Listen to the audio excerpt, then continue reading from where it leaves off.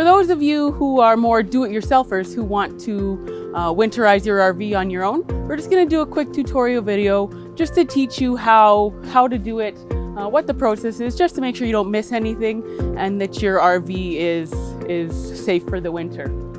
First thing you're gonna want to do is find the water pump. In this unit, I found it here behind an access panel in the front compartment. If you're having trouble finding the water pump, the easiest way to find it is to turn it on and just listen and open one of the faucets and just listen for the sound. The pump does make a humming sound, so if you follow that sound, that's usually the easiest way to find where the pump is if you can't find it. In this unit, it's behind an access panel. I've removed the screws just so you can get at it easily here. Behind here, you will find the water pump is here, and you will see that there are two valves for this system. This valve that's coming up through the floor is going to your fresh tank.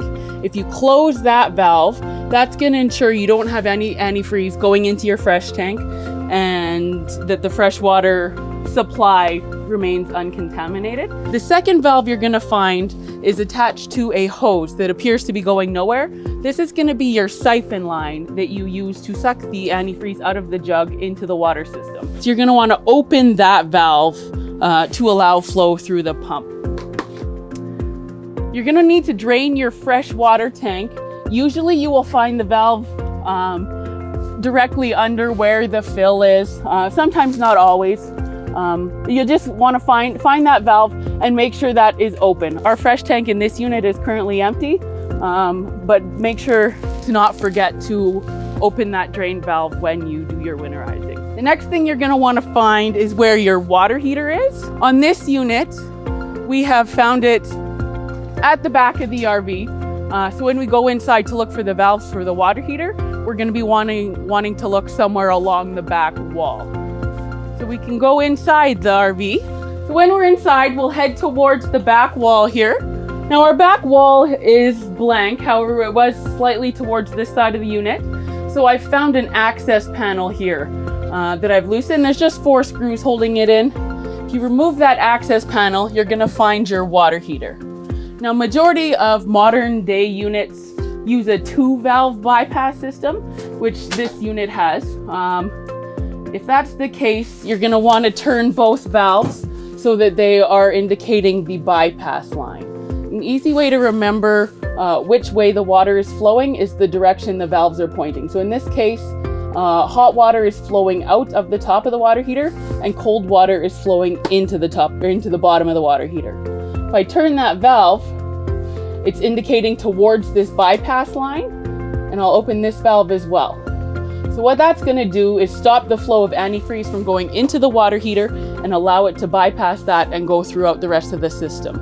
You don't want to get antifreeze in your water heater. We're going to use a non-toxic antifreeze, so it's not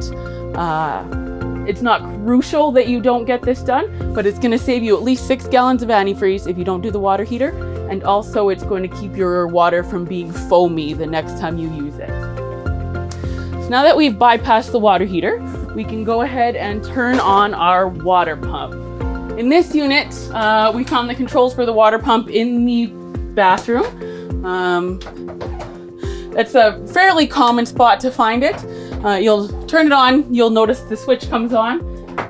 We can go back outside now to where we had our jug of antifreeze. We stick the end of that siphon line that we opened the valve on into the jug of antifreeze.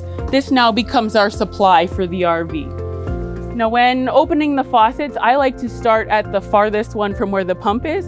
In this case, it's going to be the outside kitchen that we found or that we walked past originally.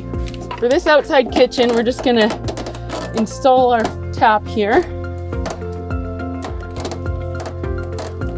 And you're going to want to run the cold water faucet on this until the clear water runs pink with antifreeze. It is the farthest one again from the pump, so it's going to take quite a while for the antifreeze to get all the way through the system. You are going to get some air bubbles spurting. There we go. Now we can see it's running pink. You can shut off the cold water faucet and open the hot water faucet. It's going to originally run pink, but then you're going to go back to the white, and now we're pink again, so you can shut that off. Then you just need to go around the RV doing each fixture. So we'll go inside. You can See, right now it's running clear with water. You see it turn pink. That means antifreeze has gone through the system. You can shut it off. I saw that we ran low on antifreeze doing that faucet. So we will go switch our jug now. For this particular unit, I brought 3 jugs. That may be more than we need, but it's always better to have too much than not enough. So yeah, I'll just switch to a new jug and we will continue on and do the bathroom. Cold first. Got to give the pump a second here to repressurize after it ran dry. There it goes. We've got clear running there. And then hot tap.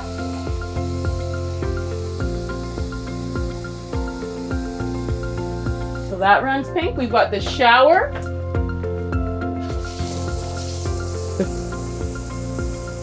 So that runs pink. Hot side.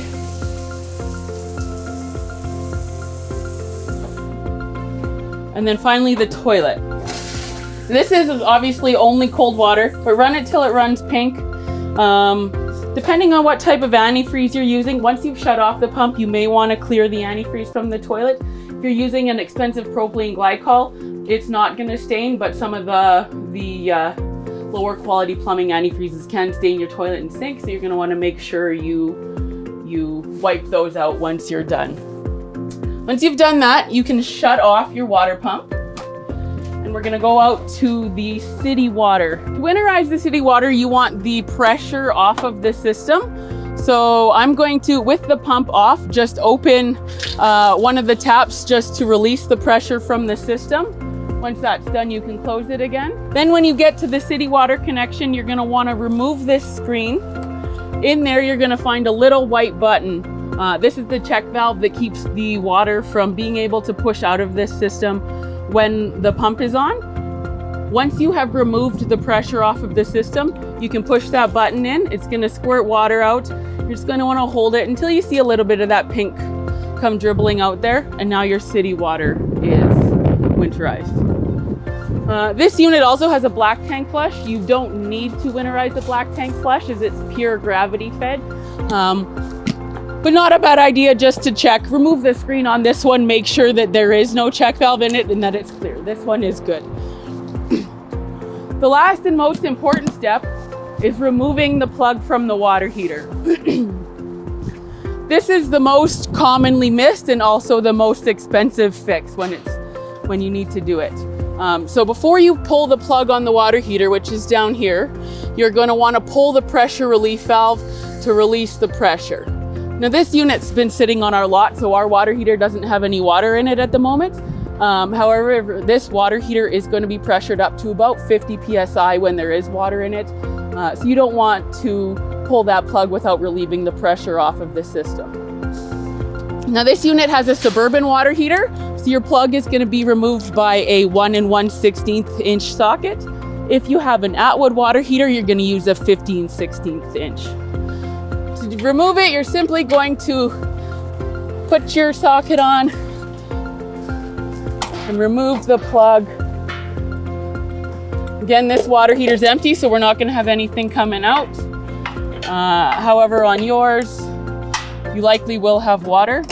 The last thing to check is if you do have an electric water heater as well, make sure your electric switch on the outside here is turned into the off position. That's just going to make sure that you can't accidentally dry fire the water heater without any water in it. Once you've done that, your unit is winterized. You can just go ahead and put all your access panels back on, and then we recommend you remove your battery and store it inside over the winter and just give it a couple of charges throughout the winter. In our cold Alberta winters, you can't leave the battery on the RV because over time it will discharge and that battery will become pure water and it will freeze and ruin your battery. So make sure you remove that battery for the winter as well. The only other thing we recommend you do is while you're walking around the unit, just inspect all of the sealant just to make sure you're not going to end up with any water leaks over the winter. And then your RV is packed up and ready for winter.